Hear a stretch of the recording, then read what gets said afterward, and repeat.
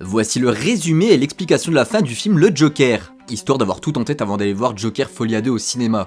Au début du film, on fait la connaissance de Arthur Fleck, un homme isolé, souffrant de troubles mentaux et vivant à Gotham City, une ville gangrénée par les inégalités sociales. Arthur travaille comme clown à temps partiel et aspire à devenir comédien, mais il se heurte constamment à la brutalité et à l'indifférence de la société. Après plusieurs agressions, il décide d'amener une arme sur lui afin de se défendre, jusqu'au jour où il va à l'hôpital pour divertir des enfants, et cette dernière tombe par inadvertance, ce qui le conduit à un licenciement. Et à la suite de cet événement, il rentre chez lui et il est agressé par 3 hommes dans le métro et les tue avec cette fameuse arme. Et c'est là que sa transformation en Joker commence réellement. Arthur rentre alors chez lui et découvre ensuite que sa mère Penny lui a menti toute sa vie.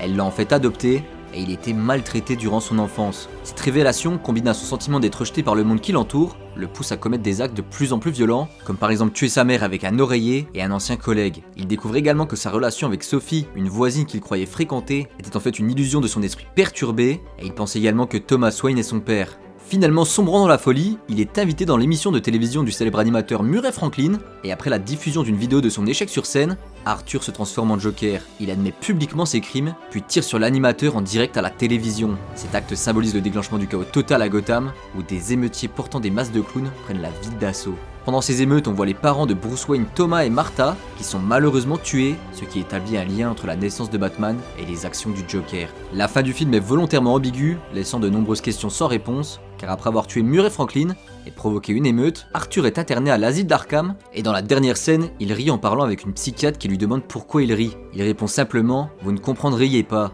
et le film se termine alors sur une image d'Arthur dans un couloir de l'asile, avec du sang sur ses chaussures, suggérant qu'il a probablement tué cette fameuse psychiatre. L'une des plus grandes interrogations de cette fin est de savoir ce qui était réel et ce qui était le fruit de l'imagination d'Arthur. Plusieurs moments du film montrent qu'Arthur est un narrateur peu fiable, par exemple sa relation avec Sophie n'était qu'une illusion, et certaines scènes comme sa présence dans le public de l'émission, avant d'y être invité, semblent également être des fantasmes. Il est donc possible que de nombreuses autres parties du film soient des inventions d'Arthur, et les questions de savoir si les événements majeurs comme les émeutes ou la mort de Franklin sont réels ou simplement des créations de son esprit.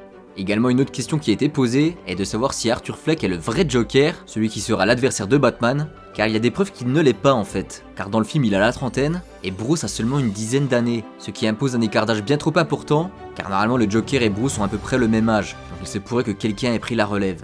Maintenant, pour ceux qui veulent en savoir un peu plus sur le film Joker Folie à 2, eh bien déjà, sachez que le film va être bien différent, car si le premier film était un drame, celui-ci est catégorisé comme une comédie musicale, et c'est pas pour rien que Harley Quinn est jouée par Lady Gaga. Dans les bandes annonces, on retrouve Arthur toujours à Arkham, il n'a pas réussi à s'échapper, et son procès est désormais imminent. Joker Folie à 2 a l'air de se passer quelques jours après la fin du premier film, et il se déroulera principalement dans l'hôpital. C'est là d'ailleurs qu'il rencontrera Harley Quinn. Gotham a également changé, il a maintenant des partisans un peu partout dans la ville, et il laissera sa précédente identité pour devenir à 100% le Joker. Voilà, pour terminer, c'est interdit moins de 12 ans, et le film dure 2h19. N'hésite pas à me dire maintenant ce qui pourrait être amélioré dans ce format, laisse un petit pouce bleu et n'oublie pas de t'abonner.